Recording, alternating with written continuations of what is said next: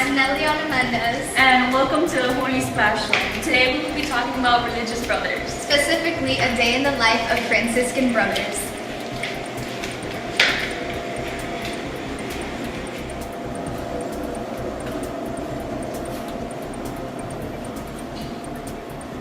Welcome to our crib.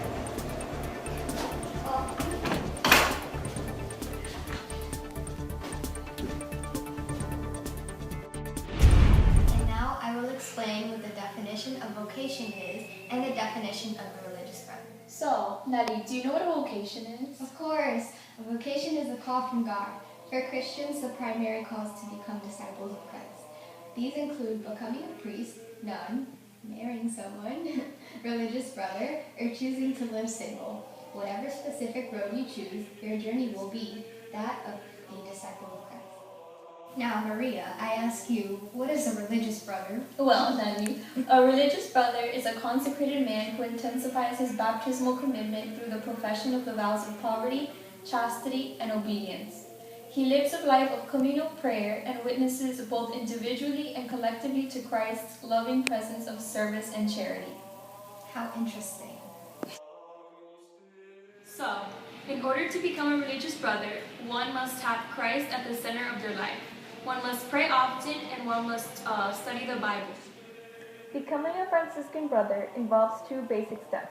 Step number 1 is the novitiate. The novitiate lasts about 2 years.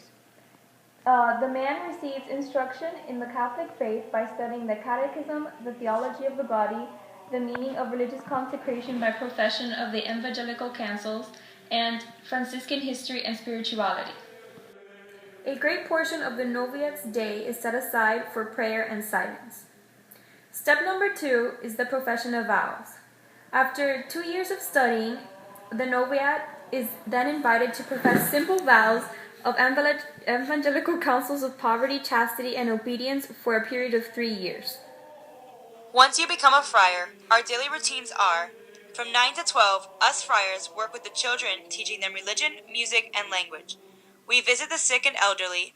We have our midday meal of fruit, soup, milk, and bread. We also go to church to pray the Angelus and other midday prayers. Prayer is also followed by a siesta of several hours. From 2 to 4, us friars continue to visit, counsel, and write letters and reports. We take time to say the rosary or other prayers and devotions. Once again, we work with the children, especially instructing them in music or games. From 5 to 7, we say more prayers and the doctrina of the church. Vespers or evening prayers are also recited. Last, we have a light evening meal. Then, after the meal, we would relax, play games, and play cards, and socialize until night prayer and time for bed. In most cases, not much later than 9 p.m., only to awake around 2 in the morning and start all over again. Oh, guys, look, it's a homeless person. We must help.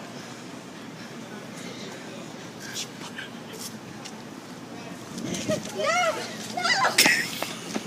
You know, it's okay. It's okay. She's homeless.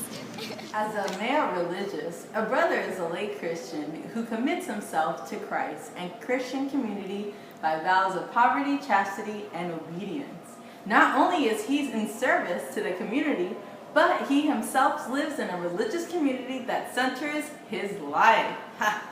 It is from this root and from his own inferior life that he is able to meet the needs of the church in ministries such as teaching, social work, and technical occupations. The ministries of religious brothers are varied and reflect the traditions of a given community. The brothers profess their evangelical vows, which again are chastity, poverty, and obedience, committing themselves to a life of ministry and prayer, as well as gospel witnesses in their community. So basically, they just commit their life of solitude with their brothers and prayer all the time. That's basically it for them, as well as helping the poor.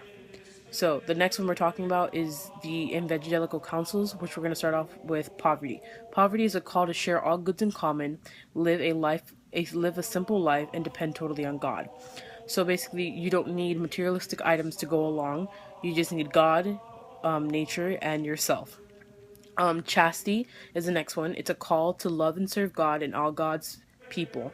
Rather than to love one person exclusively in marriage, a life of chastity is a witness and testimony to God's love. So instead of having marriage or being married to your significant other, you don't need that. You are going to love everyone and anyone that God put on this earth.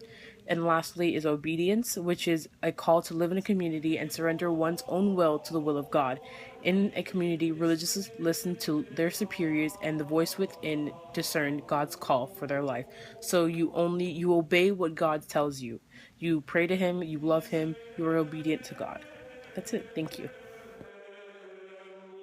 In the Bible, Jesus says, "Then he said to his disciples, 'The harvest is ready, but the laborers are few. Ask the harvest master to send out laborers to gather his harvest.'" Matthew 9:37-38.